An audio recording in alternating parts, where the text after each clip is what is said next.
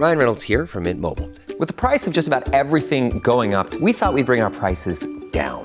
So to help us, we brought in a reverse auctioneer, which is apparently a thing. Mint Mobile Unlimited Premium Wireless. How to get 30, 30, bit to get 30, bit to get 20, 20, 20, bit to get 20, 20, bit to get 15, 15, 15, 15, just $15 a month? Sold! Give it a try at mintmobile.com/switch. Upfront payment of $45 for 3-month plan, equivalent to $15 per month required. New customer offer for first 3 months only. Speed slow after 35 gigabytes if network's busy. Taxes and fees extra. See mintmobile.com.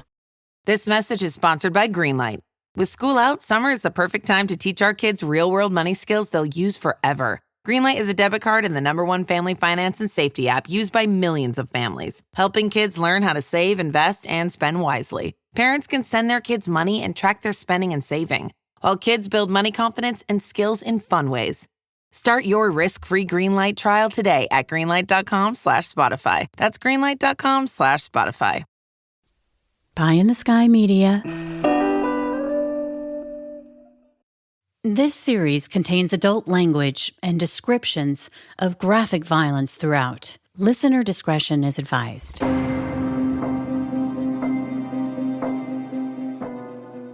Welcome back to Criminal Mischief with Carolyn and Brandon. You meddled in my business and took what I deserved away. You took advantage of my good nature. Well, I think there's something you should learn here. For as good as a man can be, also can he be as bad. And another thing you should learn is that when you visit evil upon someone, be assured it will revisit you. And that is what is happening. You're listening to episode 118, Aggrieved. My name is Marvin Heemeyer. Today is, let's see here, April 13th, 2004. I am making this tape. I thought I should make it a year ago. Made part of it, didn't like it. Really didn't think it'd make any difference if I did make it, but a good friend of mine said I should make it. He said I should sit down in front of a videotape machine and do it, but you're just going to have to take my word that this is Marv Heemeyer. There's always two sides to a story. And according to Marvin Heemeyer, the town of Granby made his life hell. But according to the town, he did it to himself.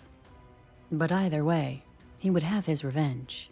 And as you can imagine, people are trying to figure out why this may have happened, but the number of the places that he hit, they all appear to be connected to this dispute that Heemeyer had with the town of Granby. This is a dispute that dates back 3 years ago. He actually sold his muffler shop about 7 months ago. So this is a dispute that has been going on for some time, and a lot of people knew about it, but no one expected something like this to happen yesterday.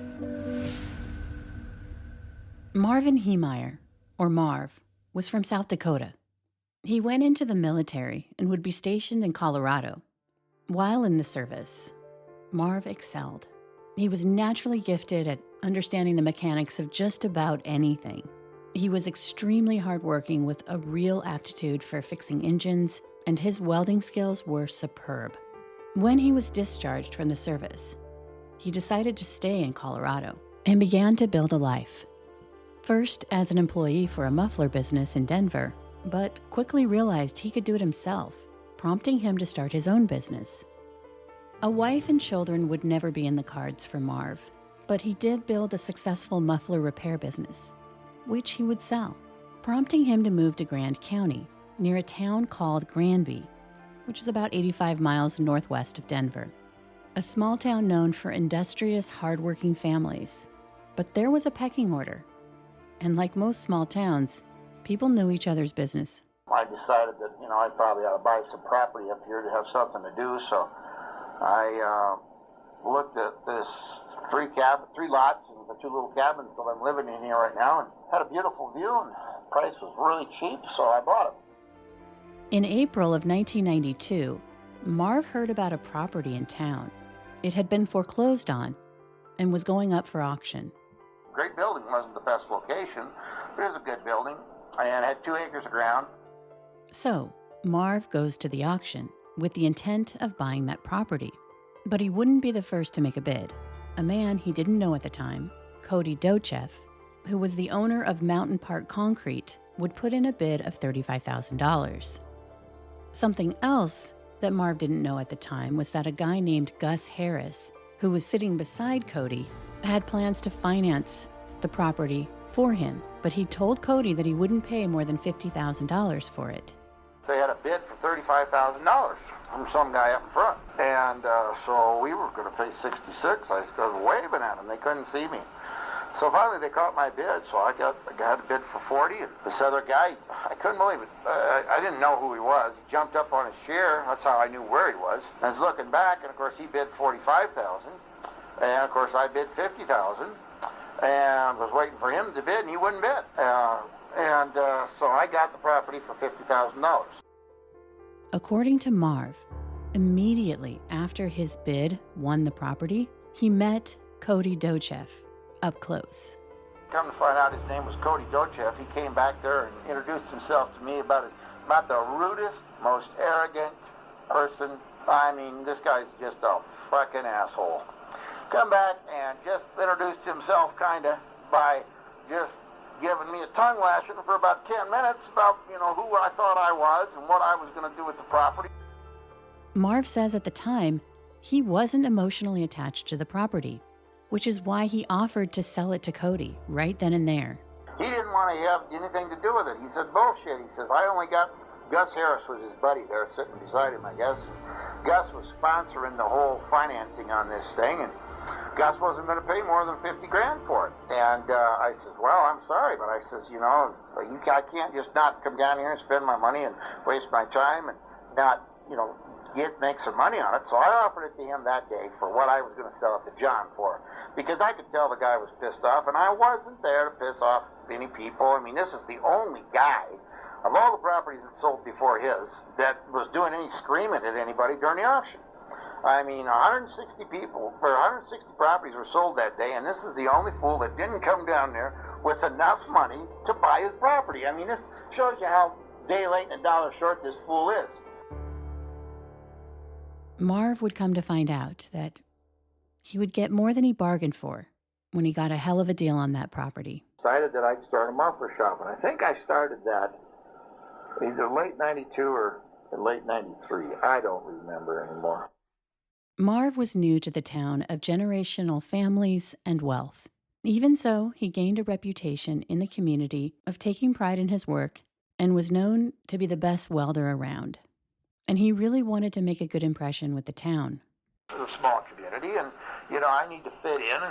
In his free time, Marv pursued his passion, which was snowmobiling. And life was good for Marv. Until he was told that he needed to hook his business into the town's water and sanitation mainline. When Marv had bought the property, it only had a concrete mixer tank as a septic. And in the summer of 1992, a representative from the city would tell him that he needed to be annexed into the water and sewer district, which he expected to go through without a hitch. However, when he arrived to the board meeting about the hookup, he found out that it wouldn't be that easy. Ron Thompson was on the board of the sewer district. Now, he and his family would be described as a Granby legacy family, which meant they'd been there for generations, they had money, owned a lot of land, and also the family business was excavation. Now, the closest sewer hookup was hundreds of feet away from Marv's property, which meant to hook up, he'd have to build a long line to connect to the main. And to do that was going to cost him more than $60,000. An easier path was through an easement by the property next to him. But in order to do that, he'd have to go to his neighbor, Gus Harris, who owned the property closest to where he needed to hook into. You've heard of Gus before. This is the same Gus Harris who had plans to finance the property that Marv had outbid his friend Cody Dochev at the auction. This maintenance easement was a pretty big obstacle, and they basically told me, the board did, in the fall of 92, that I would never have water and sewer there until I got this maintenance easement from this Gus Harris guy. And that's when he says he realized that people in the town weren't happy that he'd gotten a screaming deal on that property. And I found this out later, people were pretty angry with me, They didn't know how to play by the rules. I played within the parameters of what was supposed to be done. There were 160 properties sold that day, and I bought it just like everybody else bought their property. And, there's no reason why didn't this guy have enough money to buy this property? I mean, it was an auction.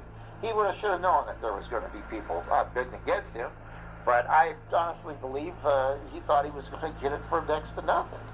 And I believe that because I think the word was out in the community that he wanted it. The thing about Marv is that he was diametrically opposed to the idea of a good old boys club. And that's what he perceived was happening to him. That instead of these people appreciating him for being a self-made man, that through hard work and business savvy, he had been able to buy that property, he believed they were holding it against him. He felt that Gus Harris, the man who was going to finance the money to Cody Dochev to buy that foreclosed property but wouldn't go above $50,000, was in cahoots with the Thompson family. Remember, Rob Thompson was on the board of the sewer district, and that both were making it difficult for him to hook his property up into the main line. And this was just the beginning of his grievances with the town. Had they not meddled in my business, this whole thing would have turned out completely different. If they would have just left me alone, let me get on the water and sand, build the building, put the tenants in there, I could have had that rented out. I could have rented out the muffler shop. I could have sold the muffler shop. I could have subdivided that. Could have done a lot of things. But basically, what all this is going to prove when it's all over with, if it's ever all over with, which I doubt, it's going to prove, I hope it's going to prove to people that meddling in your neighbor's business is destructive for the most part. It's going to come back to haunt you. Or it can, I should say. It can come back to haunt you. And it can come back to haunt you in spades. And the only person you have to blame is yourself. According to Marv, in 1998, the town went and spot zoned the 2-acre property south of his. And he found out that Cody Dochev bought this property from Gus Harris and was planning to build a concrete plant right next to Marv's business. And rezone Gus Harris's 2 acres, which is directly south of my muffler shop. They did this under protest, which is in the minutes, and I don't know if he didn't know it, or if they were counting on the public to be stupid, or if they were counting on the fact that nobody had any money that they'd be able to protest this in court. But the town went and spot zoned the 2 acres directly south of, which was illegal in Colorado. They had changed the HGB zoning on that 2 acres to industrial. And because no one protested it within 30 days, it became law that they could do that. And therein lies a big problem. When I came along and, inadvertently bought this 2 acres, their plans were that Cody was going to buy this 2 acres and he'd go to the town and convert it to industrial, because now it adjoined industrial property that they had approved already. So now it was no longer spot zoning, but, approving it next to industrial zoning, and would be, they were going to get away with it. And they were going to be able to put this concrete plant right there next to all those houses downwind of the town. In the summer of 1999, the town would hold public hearings about the concrete plant. Marv was there and made his case that this wasn't a good idea to have a batch plant near residential housing, and he didn't want it by his business either. He believed his business would suffer because of the dust, the noise, and that the plant could have an impact on the water supply in the neighborhood. I didn't want no friggin' concrete plant next to me, especially upwind of me. I mean, I was going to be right in the dust tail of this whole operation, and that wasn't going to work. Ultimately, the town would issue a building permit to Cody Dochev to build a concrete plant. But Marv promised that he would fight it the entire way. Now, if you'll recall, the town was forcing him to hook his property into the main line for septic and water, which is going to cost him an exorbitant price, over $60,000, unless he could get that easement. This was something the town took him to municipal court for, and the judge would find Marv in violation of the town's covenant. Basically, until he paid to hook into the town's water and sewer, his muffler business could not be used for public occupancy or be open for business. And so the town began to fine him $100 a day because despite the court order, he was still operating his business. In November of 2002, he wrote the town of Granby a check for over $3,000 for his fines. And in the memo, he wrote, "Cowards and Liars Department." But because the town council had gone to the effort in 91 to rezone that property, and I had screwed up the town's plans, the town had a hard-on for Marv Heemeyer. They didn't stop and think. Marv didn't have any malice towards us. This is a sign to not do this. No, they kept it in their hardened hearts and said, we'll get him. And they started getting me in 1992 when they kept me off the sanitation district. They started getting me when Gus Harris would not sell the property to me. They got me when Gus Harris sold the property to Cody Dochev.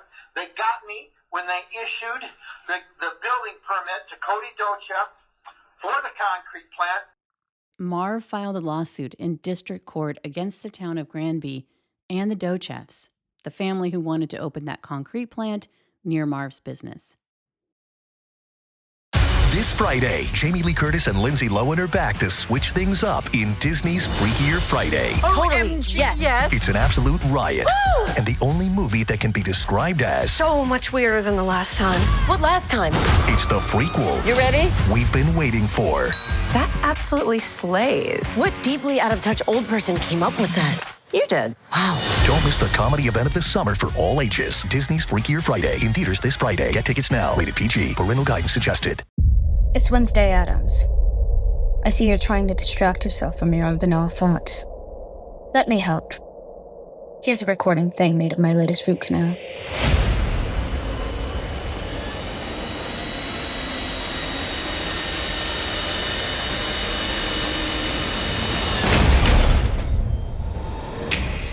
Wednesday Season 2 is now playing only on Netflix.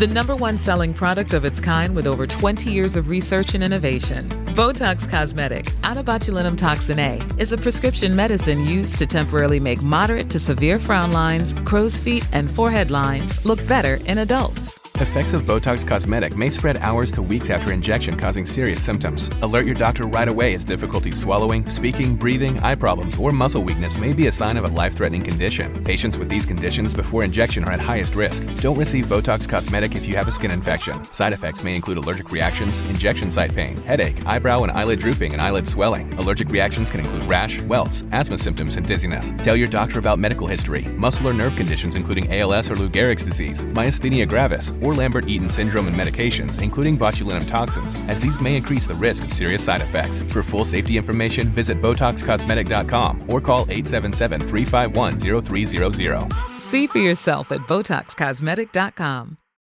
It's back to school season, and Clorox is donating 2 million disinfecting wipes to classrooms across America. Because back to school means things can get a little bit messy.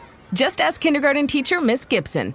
Give me just one Clorox wipe and I'm ready for glitter glue, exploded lunchbox yogurt, peanut butter handprints, runny noses, picking noses, rubbing noses. Touching noses. Thank you, Edward. Ooh, nap mats and lockers and tissue boxes. And Clorox scissors. disinfecting wipes. Teacher's #1 wipe. Clean feels good. Based on unit sales data. Since Cody Dochev had bought that property from Gus Harris, if Marv wanted to get that easement, he'd have to ask Cody Dochev, the same guy who had gotten his concrete plant approved and was now being sued by Marv, who was very loud in his protestations that he did not want that concrete plant next to his business. The Dochevs contacted Marv and told him that they'd give him an easement if he dropped the lawsuit, but Marv wouldn't budge. 9 months later, a judge would dismiss his suit, which enraged Marv even further. But here's the thing. According to the documentary Tread, Cody offered to buy Marv's 2-acre property, offering $250,000, which Cody agreed to. Then Marv backed out and said $375,000, and Cody said he'd pay that. But apparently he backed out again. Either way, Marv believed the town was against him. Defeated, humiliated, he goes to his cabin and is sitting in his hot tub, stewing about his lot in life, how the town had conspired against him. But it was then that he had an epiphany. I mean, I wept at times trying to understand why this was happening to me. And to do what I had to do to make these people listen, to learn, was just above me.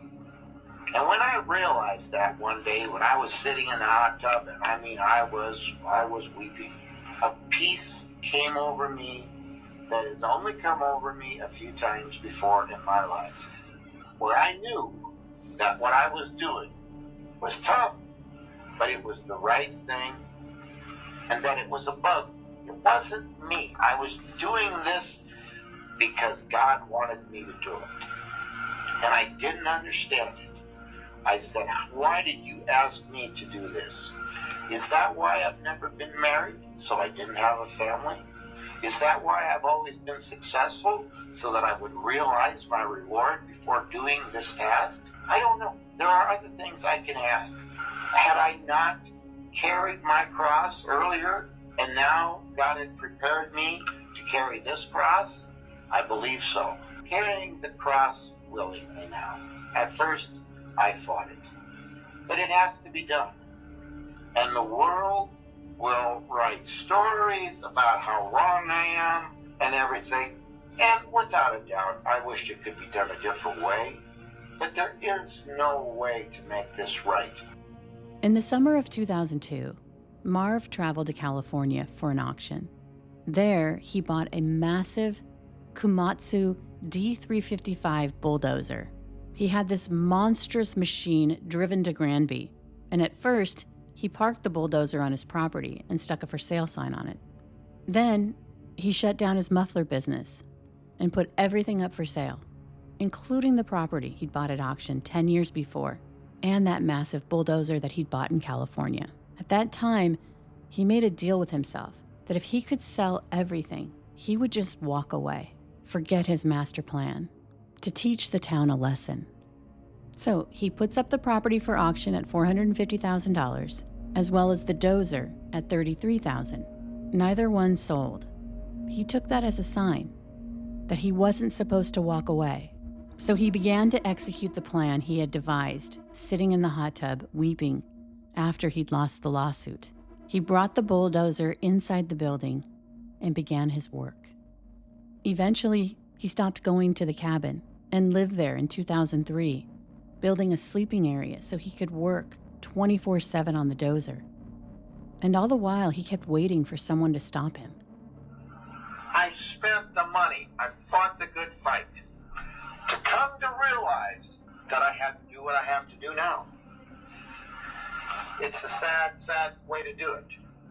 But it's a cross that I'm going to carry. And I'm carrying it in God's name, I believe. I truly believe this. I would have been caught. Something would have happened. I mean, there's still some time left. It still may not happen. It could be that the day it does start, the machine quits before I can get out of the building. It may quit right after I get out of the building. It may quit halfway through what I want to do. You know? And that's where it's supposed to stop, because God will have stopped it. But he continued to work on the dozer, constructing a lift that helped him hoist heavy sheets of steel, which he melded onto the cab of the machine. And he stewed in his hatred of the town, thinking of all of their supposed secret meetings where they'd screwed him over and over again all these years. And this will be the first time that I've ever done something like that the way they want it to be done, the way they do it, to do it in secret, to do things behind their back, to lie to you when you ask them what their plans are and they won't tell you. I've had to do that. People ask me, what am I doing? Oh, I'm not doing anything. I spent the whole summer of 2003 in that friggin' building, lived there without a shower for as much as four days at a time, working on that dozer, getting it prepared to do what I have to do. Marv welded not just one, but 2 layers of steel plates to the cab and the engine of the dozer, and then fortified the gaps in between with poured concrete. Meanwhile, he left nothing to chance, affixing surveillance cameras on the outside of the building where he worked on the dozer night and day. so he was able to view everything that was going on outside through these monitors. And as the months wore on, he became more and more inspired by his plan, believing that not only was it his cross to bear, because it was God's will as well. He was further inspired by this notion when sometime in 2003, the business that he'd leased the 2 acres of ground to that surrounded his shop made an offer to buy the entire property for $400,000. And Marv sold it. But part of that deal was that they let him rent his workshop, the metal shed, where he secretly worked on the dozer. Why haven't I been caught? Last fall, when Travis and Bob go to buy the place, they need to have their insurance man come in and see the storage building. They want to see inside. Now, I had put up a temporary wall, and I insulated that whole building that summer, and had started working on this dozer. I had this dozer about half done, but maybe 3/4 done by the time they wanted this insurance guy to come in. I had the whole cab armor on. I had about half of the engine armor on, and I covered it up with tarps and taped it all shut. And I says, maybe this is where I'm supposed to get caught. They're going to come in here, they're going to get nosy, they're going to want to know what's under this dozer. Marv would cover the dozer and made up a lie saying he was retrofitting it for a scientist who was experimenting with diesel fuel and cryogenics. I made up this story about this guy from Minnesota who was a professor at the university there, and they bought it. I says, but the lift goes when I leave. When this guy comes to pick his dozer up after he's done all this testing, we put this lift in so we could lift this big 800-pound condenser up on the back. For a small town who knew everyone's business, they had no idea what was coming. As Marv took the winter off to go snowmobiling and liquidated his assets. I sold the property for $400,000. But I stuck, $360,000 in my pocket. I didn't stick it in my pocket, I gave it away. It's gone, because now money means nothing to me. I've given my house away. I do not need this cabin here in Grand Lake. I've given my snowmobiles, I've given those away this year. Everything is gone. What I own is just going to be a pittance compared to what I'm going to take. But hopefully the community will learn something from this and become wiser. And instead of hating their neighbor and keeping your neighbor down, they will love your neighbor. There may not be a lot of love here, because you can look at it and say it's coming from me. I've developed malice towards these people.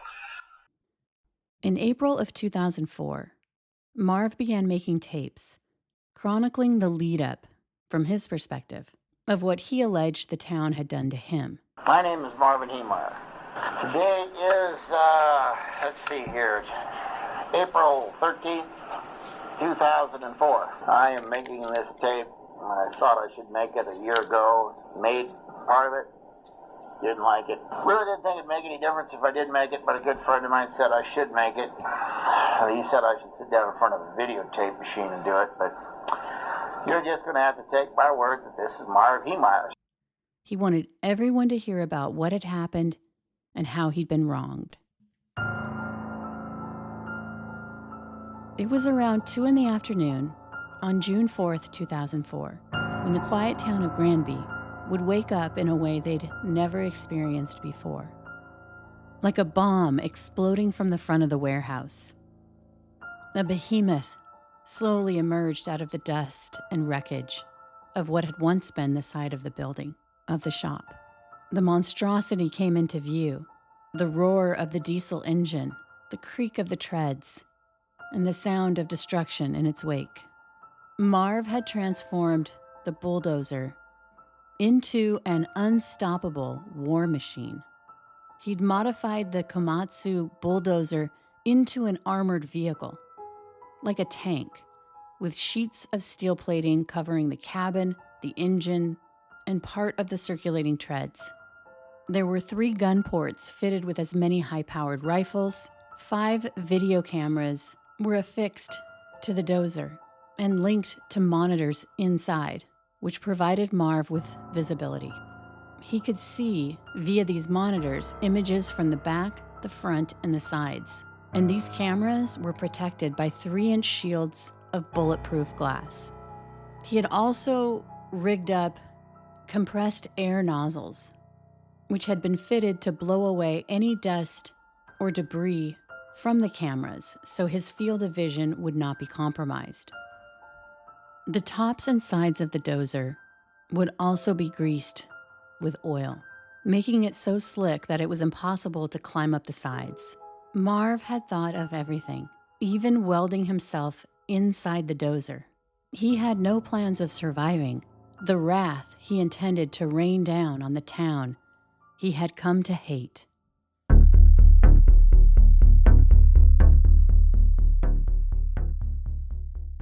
The sight of the bulldozer was incomprehensible. As it began rolling toward the concrete plant, the front grills still appeared like a bulldozer, the familiar yellow color and the rotating foot treads. But that's where the familiarity ended. It now looked straight out of the dystopian action movie Mad Max. This bulldozer had been weaponized and would be unstoppable as Marv went on a 90-minute rampage. After plowing through the concrete plant, he went to other buildings, targeting the townsfolk he believed had ruined his life. He was kept on backing in and out of different companies, houses, you name it, he was hitting them. It was one of the most high-tech things I've ever seen. I wasn't expecting to see pretty much a tank driving down the streets of Granby. The residents could only look on in horror as the tank plowed through building after building. The police were powerless to stop it. A pipe had been shoved into the tread to try to immobilize it. That didn't work. Law enforcement threw explosions at the killdozer, which it would be dubbed, and fired more than 200 rounds of ammunition to no avail. Here's CBS News Colorado. Copter pilot Mike Silva and reporter Luann Aiken covered it first from the air. And it is just demolished. He's attacked this from, I believe, both sides of the area that he could get to. This is close to the batch plant, the concrete batch plant. A couple of the patrol cars together there wiped out the wall of that building. But look what he did to this four-wheel drive SUV, police car, sheriff's car. It looks like he almost rolled it a couple of times. It is just a total scrap iron at this point. Nothing there that resembles anything that was an intact vehicle just a couple hours ago. A lot of screeching noise was heard as the tank easily pushed cars out of the way, making his way to his next location. At some point, a scraper was brought in from a landfill to try to block the dozer in. Marv easily pushed it out of the way. But as he continues to drive down Main Street, it suddenly becomes clear that he's having mechanical issues. Antifreeze from the dozer spills on the ground, and white smoke plumes out of the top of the machine as he heads towards a retail store. Here's a report from 9 News. Mountain Park Concrete, Maple Street Builders, Thompson's Excavating, Gamble's Hardware, and the library inside Town Hall. He was not a happy camper. Town manager Tom Hale says the suspect, Marvin Heemeyer, was upset about the placement of a concrete batch plant next to his business. He was upset that a batch plant was built next to his muffler shop. But no one expected this. It's something like you'd see on TV, you know, it's hard to believe. Eventually, he ended up at the hardware shop, and what had once been unstoppable. They were doing what they could. They couldn't do nothing. It finally came to a stop. Somehow, it got stuck. The engine of the bulldozer was overheating as he was tearing into the retail store. Here's former helicopter pilot Mike Silva, who had been flying the news chopper above the scene that day. I think a lot of people don't realize the reason it came to an end, it stopped, is because when he plated the bulldozer, it restricted the airflow into the radiator. So what happened, you can see the steam coming, is it overheated and blew the radiator hose, and that's what actually stopped that bulldozer just before it went into the floor of that Gamble's store there. A SWAT team surrounds the tank. Not long after, a single gunshot rang out from inside the dozer.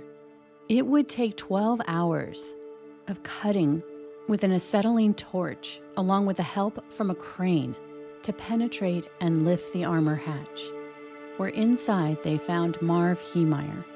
Early this morning at 2 a.m. they finally got in. Keep in mind, Jefferson County Bomb Squad first tried to get this thing open with small explosives at around 9:30.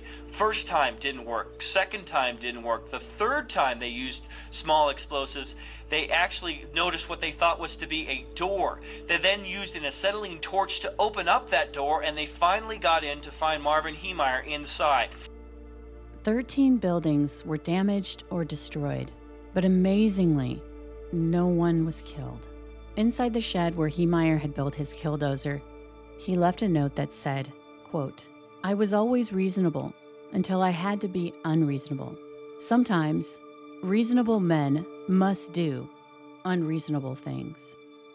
Over the years, Marv has become a hero to some, believing that he was a man driven to extreme by bureaucracy and a rigged system. And there was a real fear that came with Marv Heemeyer's martyrdom. No doubt why, instead of preserving the killdozer, as it would become known, it was torched down into bits, and even those were destroyed, guaranteeing that no one would get a piece of the steel as a trophy to in any way glorify Marv. Former reporter Luann Aiken, who was in the air and witnessed the rampage as it unfolded, spoke to CBS News Colorado on the recent 20th anniversary of the carnage. Yeah, the demolishing of the town, but then it also, a short time after, divided the town. Even 20 years later, it still is dividing the town. What do you think about that? Some people look at it as terror. Some people look at him as a hero. I mean, it's just... people could have been killed. And what really upset me early on in our coverage there was when we saw him going after the library. And you think, children in the library, summer school is out, and you try to remain objective, but it was just, what he did was so dangerous in so many ways. Mm-hmm. And not to get political about his argument with the city, but it was an ugly, ugly day for Granby. Up next, Criminal Mischief bonus content. Here, my co-host Brandon Morgan and I discuss the case in more detail. And as always, thanks for listening. And remember, we're now available on YouTube, so check us out. From Cloud 10, Criminal Mischief is a pie-in-the-sky production recorded in the beautiful Pacific Northwest. We're produced by Brandon Morgan and myself, music by Soundstripe. I'm Carolyn Osorio, your writer and host.